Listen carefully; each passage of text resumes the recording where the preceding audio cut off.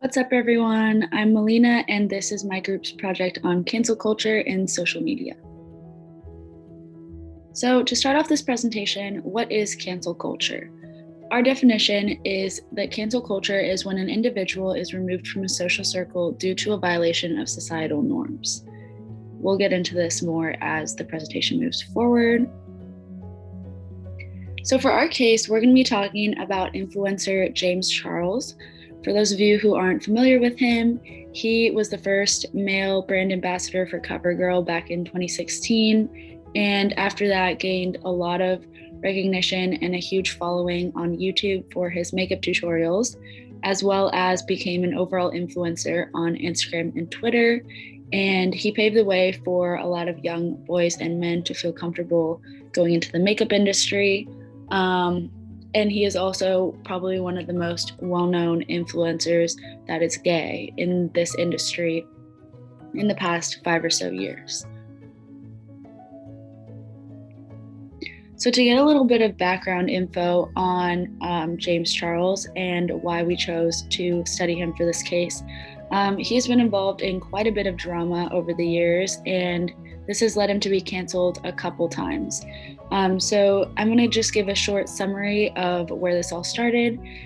So in the photo on the right, you can see here this woman. Her name is Tati Westbrook, and James and Tati had a very strong friendship a couple years ago. They collaborated on each other's YouTube videos and were very good friends. And essentially, James did a promotion for a supplement company called Sugar Bear Hair. And at the time, Tati also had her own supplement brand. And because James supported another brand instead of her own, she felt disrespected in their friendship. And that led her to post a 40-minute YouTube video in which she called him out for it, as well as made a lot of accusations about James inappropriately having sexual interactions with men, which we will get into a little bit later as well. So this obviously blew up and caused James a lot of drama and a lot of backlash. So after that video was posted, James lost 2.6 million subscribers in 3 days. And this is a prime example of what we mean when we say somebody has been canceled, because he lost such a significant amount of supporters in such a short amount of time. And in response, he posted an apology video, which got 2.8 million thumbs down, which is another example of the backlash he was facing so quickly after that video had been posted. We're also going to talk about how he resurfaced with his collaboration with Morphe on his makeup palette and how he was successful in that, and ultimately how he was canceled again for a second time more recently. And some stats on that are here that he's lost 200,000 YouTube subscribers in a month pretty recently, and his more recent apology video only got 8.5 million views as opposed to the first one he posted. So you're going to get a lot more context for this as we dive into it. My name is Dane Elliott, and today I'm going to be talking about how social structure has impacted the career of James Charles, specifically during the Tati Westbrook drama when numerous allegations came out against James Charles. So let's dive into it. So during James Charles's rise, there hadn't been very many feminine men who entered the public spotlight in the media. Society had been used to ultra-masculine men like Arnold Schwarzenegger for decades, and even when social networks became a thing and influencers rose to stardom, many of those influencers were very masculine, like Jake Paul and Logan Paul. So James Charles was immediately met with a lot of scrutiny because he was breaking a norm that society had, that only masculine men could hold that high social status role of an influencer. So this resulted in people taking to social networks immediately and calling out James Charles for his sexuality. As you can see by these tweets, one of them is specifically attacking James Charles's sexuality, and the other one is calling him out for faking being gay. This stigma is extremely toxic, but it set James Charles up for the realization that these expectations will make him prone to getting canceled, and society is going to be watching every action he makes. So then, when the leaks came forward, and other figures of prominent social status like Zara Larsson came out saying that James Charles had hit up her straight boyfriend, knowing that he was straight, things got messy. As you can see by the picture on the right, James Charles is DMing another man, telling him that he is not straight. Obviously, James Charles doesn't have the authority to dictate someone else's sexuality, so this comment alone is very messy. When society saw these things, they got mad, as James Charles was breaking a social norm that people of high status should not abuse that high social status. So this resulted in social networks' response. So users often, when they see norm-breaking behavior, they call it out to enforce conventions. They want everyone to act according to plan and act as a distinguished individual, a kind individual, and someone who just upkeeps society's norms, given their high social status. Social networks often draw on pathos until an apology video is uploaded that creates ethos for the norm-breaking individual. So in James Charles's case, when people saw those leaks and people saw those horrible things that he had said about Tati, there was a lot of anger because society saw the upset from the people James Charles hurt.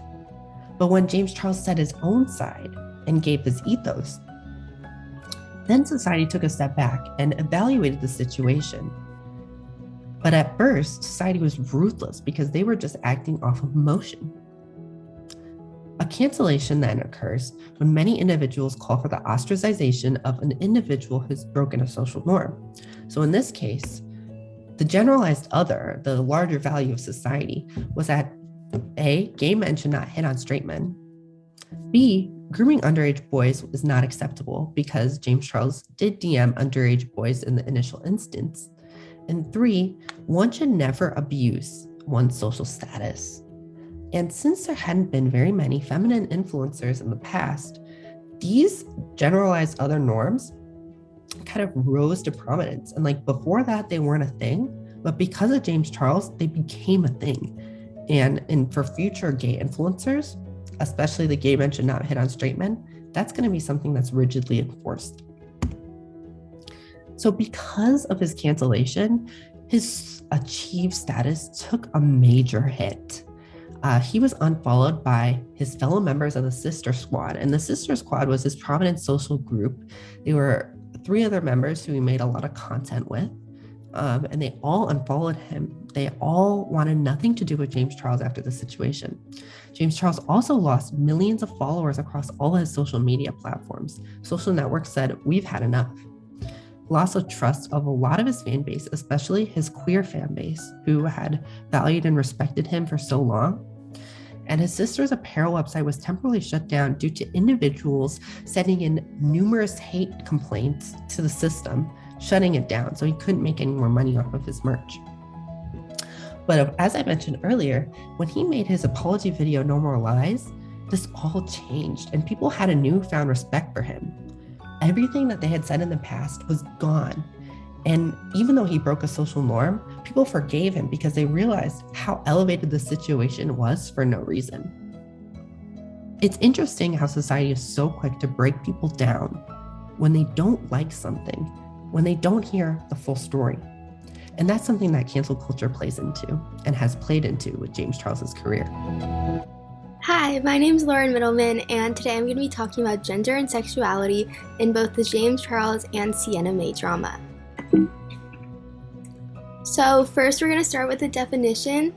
So gender is defined according to a sociology experiment textbook as socially constructed characteristics of women and men, such as norms, roles, and relationships of and between groups of women and men. And gender norms is defined as social definitions of behavior that society assigns to particular sex categories. So here are two pictures, one of James Charles and one of Sienna May.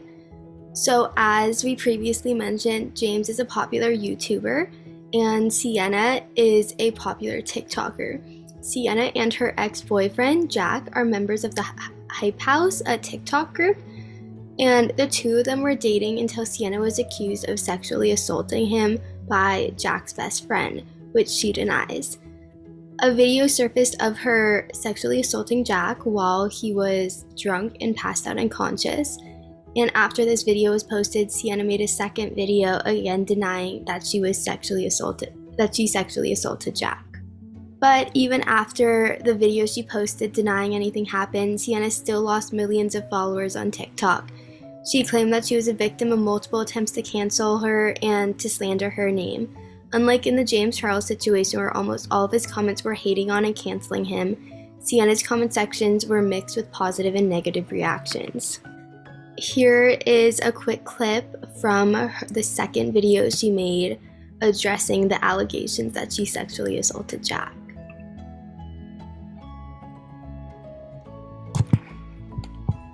After the initial claims that were falsely made by Mason Rizzo, I put out a video that showed evidence and was very well received because people could see the true intention. Once again, I'm happy to give context to a video that was put out and immediately deleted. Before I start, I stand with what I said in the last video. I did not sexually assault Jack Wright.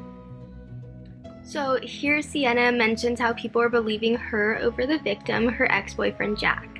In most situations, people generally believe and support the victim, who's usually a woman, over their assaulter, who's usually a man. And these are the gender roles that we as a society are used to. So when they're flipped and the situation does not follow these lines, who people should believe is more up for debate. So now we're going to analyze gender's impact on these situations. So both Sienna and James were accused of sexual misconduct and both lost followers as a result of that. James received predominantly hate comments while Sienna received supportive comments in addition to the hate comments. People were defending Sienna but not James, which makes us question if the difference was because she was a girl. Her comments on TikTok are all about how pretty she is or how her fans will support her to the end, but if she was a man, it would probably be very different and she would most likely be completely canceled like James Charles was. Sexuality's impact is also important to think about because although James Charles is a wealthy and privileged man because he's an influencer, he also faces discrimination and is treated differently because of his sexuality and the fact that he is gay. More people are more likely to cancel James Charles because of what he stood for in the media. He was a feminine gay man. James already had a certain population of people hating on him or not approving of him just because of his sexuality or the fact that he is a man who does makeup, which made him a very easy target of someone to cancel. Two guys being together was also much more stigmatized. However, it also made this situation be seen as not as bad since James Charles was trying to subdue other men and not an underage woman, which may have been perceived as much worse. So it's important to think about how the situation would be different if he was sexting underage girls instead of underage boys. So both gender and sexuality greatly impact the situations and the cancellations that result from those situations. Hi, my name is Lauren Powderman, and today I'm going to talk to you about the economic aspects of James Charles's first and second cancellation, as well as how one can use sociology to view how James Charles accumulated the wealth that he currently holds today. So these are a couple definitions that I think will be important. The first is economic sociology. Economic sociology is applying sociological methods and ideologies / theories to economic phenomena, such as the production of goods and services, as well as the exchange, consumption, and allocation of them. And then the second is culture, which is the shared values, beliefs, behaviors, knowledge, and other characteristics that a common group of people hold, which influences the way that they act. Economic sociology and social media go hand in hand. The creation of internet technology and social media has created a sort of digital culture where people have the ability to not only recreate aspects of their tangible cultures from around the world, like by telling their own stories from their cultures or perhaps sharing their language, but also it creates a new cultural prospect that revolves around ideas, thoughts, practices, and information found and carried out in this digital habitat. These are things like trends or something that perhaps someone who is not present in this digital habitat will not recognize. This digital culture that is created therefore influences economic phenomena around the world, including the ways in which some people both earn and spend money. So culture is the way in which things influence the way that we act. Our beliefs and our values are found in our culture, and this digital culture is giving us more values, more beliefs that influence the way in which we invest, the way that we buy things. And in this instance, it creates the influencer and the people we reference the people who follow / listen to them, which all contributes to the economy. James Charles currently has a net worth of $22 million as one of these influencers that we speak of. He has accumulated this wealth through YouTube, brand deals, sponsorships, meet and greets, and the founding of his own brand's Sister Apparel. His meet and greet premium passes range from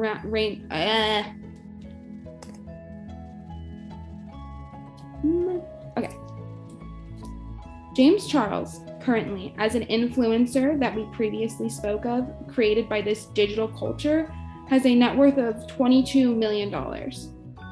He's gained this wealth mostly from YouTube and his brand partnership with Morphe, but also through his $500 meet and greet passes and his sponsored Instagram posts, which can gain him anywhere from $100,000 to $400,000 per post due to his 22 million Instagram followers. He generally gets around $5 million each year from his ads and his videos on YouTube, and his Sister Apparel ranges anywhere from $29.95 to $49.95. His discount codes that he creates with companies, he previously had one before his collection with Morphe, also gives him, when people use this, a marginal profit from this. And his palette with Morphe sold for $39 when it was first released and sold out immediately, and then 3 times after that. So this is how he was able to accumulate such a large amount of wealth.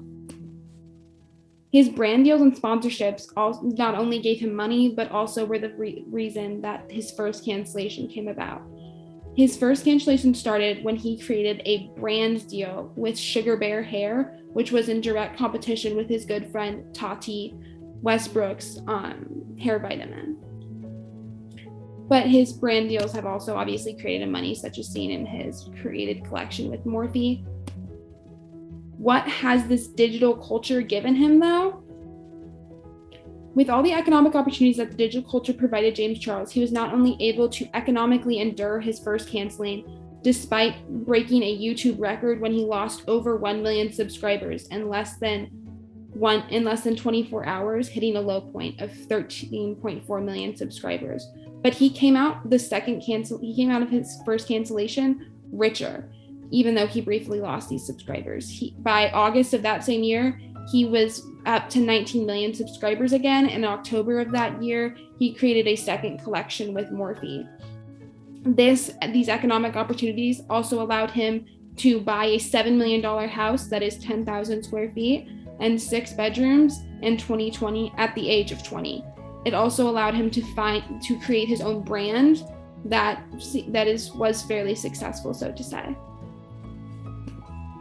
However, what have all of these economic opportunities cost him in terms of his scandal? He has lost because of his scandal that was released this year, he lost his relationship with Morphe. As you can see, all of his items are on sale at Morphe. They are also on sale at Ulta. They no longer will partner with him because they believe he is unethical in terms of the information that was released about him. He was also demonetized by YouTube, meaning they will no longer put ads in his videos and he will no longer get this profit. So he's losing approximately $5 million a year because of this. YouTube and Morphe were the ways in which he obviously gained the majority of his wealth. He was dropped as a host of Instant Influencer, which gained him 6 figures per year and was fairly popular. He is now ranked 158 globally and 62 nationally For YouTube, instead of, he was previously ranked 135 and 48 in June. And in the past 90 days, he has lost 500,000 subscribers. So while this digital culture gave him so much, it gave him the economic stability to survive his first cancellation, it is now perhaps ruining his career. The digital culture that put him in the position that he is today, that gave him the wealth to survive his first cancellation, is now destroying him. And though some may say he may be like Jeffree Star, who was involved in many scandals and previously also had a collection with Morphe and then created his own brand, Jeffree Star was never demonetized by YouTube, which really means something in terms of the wealth that a influencer is able to accumulate. So now I'm going to touch on intersectionality between race, gender, sexuality, and socioeconomic status, and how this plays into cancel culture. So how is cancel culture possible in the first place? We'll kind of circle back to the beginning. It is very easy to hate someone on the internet. And I put hate in quotes because you really don't know if it's real or not. It is so easy to leave a hateful comment or say something in a tweet that isn't how you really feel, because I guarantee that most people don't care that much about celebrities or influencers in the grand scheme of things, but they can very easily make it look that way on the internet. And so because it is so easy to hate somebody through the internet, it makes canceling somebody also very easy. And on top of this, groupthink is a huge part of cancel culture, because the second that a big enough group of people is saying negative things about someone else on the internet, the faster and easier it is for that group to grow and for people to hop on that bandwagon blindly without having genuine feelings or thoughts about the subject. So because of groupthink and how easy it is to start to hate somebody, it is also easier for this to happen when the person that is being hated on already falls under a minority group related to race, gender, sexuality, and socioeconomic status. Race is pretty self-explanatory. With gender, like we've talked about in a couple of these cases, there are different scenarios with gender roles, and with sexuality, like we've mentioned with James being a gay influencer, how that played into his cancellation and all the drama. So all of these things definitely play into how easy it is to cancel someone on the internet. And so regardless if the hate is real or not, the way that these groups and identifiers blend together allows for canceling to be easier to achieve, because people can consciously or subconsciously have their thoughts and actions be led because of that.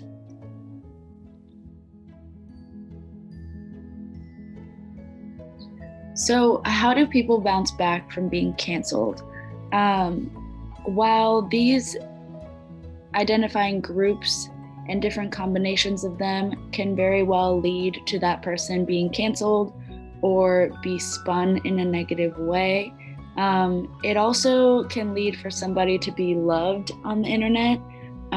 More recently, this has been seen a lot. I mean, just talking about how James Charles began his career in YouTube, he was praised and looked up to because he was gay and was the minority of the gender in the field that he was in makeup. So while these groups do create a backbone for canceling, they have also become a reason to support a person, or in this case, influencer, because of the classic underdog storyline. So the more minority groups that somebody falls under, sometimes the more reasons there are for fans to support them, because they want to see the minority succeed. So in general, it is very easy to get canceled on the internet, and it's very easy to bounce back from it. That is, of course, depending on the severity of the drama that triggers it all. So if it's something as small as a misworded tweet or a drama between influencers that are friends or know of each other, compared to the drama that James Charles had and his accusations regarding sexual misconduct and inappropriate behavior in that sense, obviously the stakes are different and will have different outcomes. But in general, cancel culture is a pretty toxic part of the internet, and it's pretty easy to happen, and also hopefully in some cases pretty easy to reverse.